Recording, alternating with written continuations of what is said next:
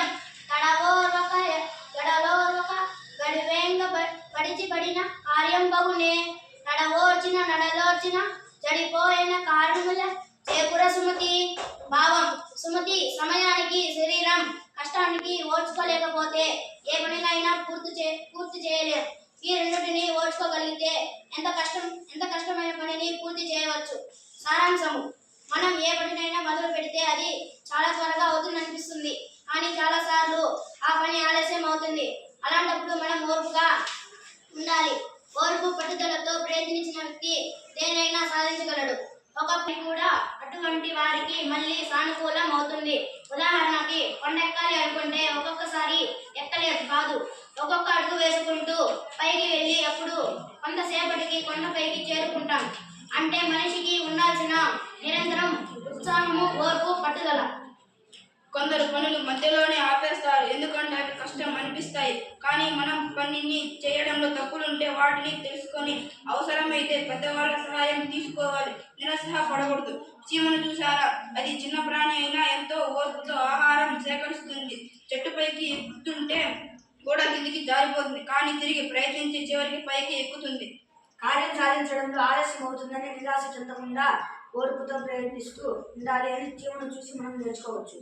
అదేవిధంగా ఓ రాజు కూడా ఒకసారి యుద్ధంలో ఓడిపోయాడు, కానీ చీమను చూసి స్ఫూర్తి పొందాడు. తన తప్పులను తెలుసుకొని మళ్ళీ యుద్ధం చేసి గెలిచాడు. మనం ఏ కొత్త విషయం నేర్చుకోవాలన్నా కష్టపడాలి, రోజు సాధన చేయాలి. అప్పుడే ఇది మనలో స్థిరంగా నిలిచిపోతుంది. ఓర్పు ఉన్నవాడు ఏదైనా నేర్చుకోవచ్చు. భూమిని ఓర్పుగా ఉదాహరణగా చెప్పవచ్చు. మొక్క పెరిగి చెట్టు అవ్వాలి, చెట్టు పంట నిలవాలి అంటే సమయం పడుతుంది. అదేవిధంగా మనం ప్రతిఫలం కోసం ఓర్పుగా వేచి ఉండాలి. కబీర్ అనే కవి ఇలా చెప్పారు: ధీరే ధీరే రే మన ధీరే సబ్ పూచే హోయ్, మళ్ళీ సించే సో గాడా అయ్యే ఫలా హోయ్. అంటే నెమ్మదిగా ప్రతి పని సమయానికి జరుగుతుంది. చెట్టుకి ఎన్ని నీళ్లు పోసినా పండు మాత్రం కాలం వచ్చినప్పుడు నేర్చుకునే మొదటి అడుగు అని అర్థం. వైఫల్యం చెందాలని చేతిలో నుంచి జారిపోయిన మట్టి ముద్ద నేలను అంటుకుపోయినట్టుగా అంటుకుపోకూడదు. చేతి నుండి కింద పడిన బంతిలా పైకి లేవాలి, మళ్ళీ ప్రయత్నం చేయాలి, తన లోపాన్ని దిద్దుకోవాలి, కార్యాన్ని సాధించాలి. డాక్టర్ నోరి దత్రేయా గారి చిన్నప్పుడు పేదరికం వల్ల చాలా కష్టాలు పడ్డారు. ఏ విద్యార్థి జీవితంలో బాల్యము ఇట్లా గడవకుండా గాక అని ఆయన తన జీవిత చరిత్రలో రాసుకున్నారు. అంటే ఎంతటి కష్టాన్ని అనుభవించారో కదా. కానీ పట్టుదల, ఓర్పుతో చదువుకొని గొప్ప వైద్యుడయ్యారు.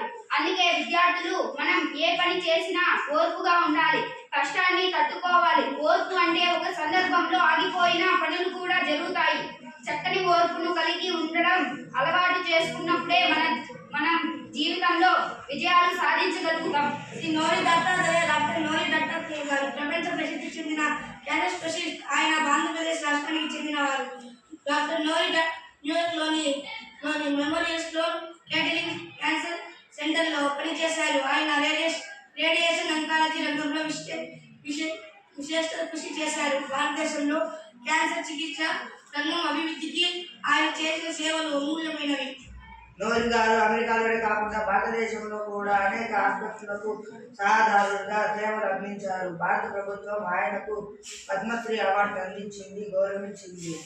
ఆయన జీవితంలో శ్రమ, ప్రతిభ, సేవ అనే మూడు చక్కగా అద్భుతంగా మిళితమై ఉన్నాయి.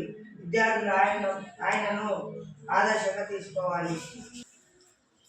అందరూ చక్కగానే చదివినారు. ఇంకా కొంచెం బాగా స్పష్టంగా చెప్పాలా. మీరు ఈ వీడియోని మన గ్రూప్లో పోస్ట్ చేస్తాం. మీకు ఎన్ని లైక్లు వస్తాయి దాన్ని బట్టి మీకు విన్ అవ్వడం అనేటువంటిది ఉంటుందన్నమాట. అర్థమైందా? రైట్.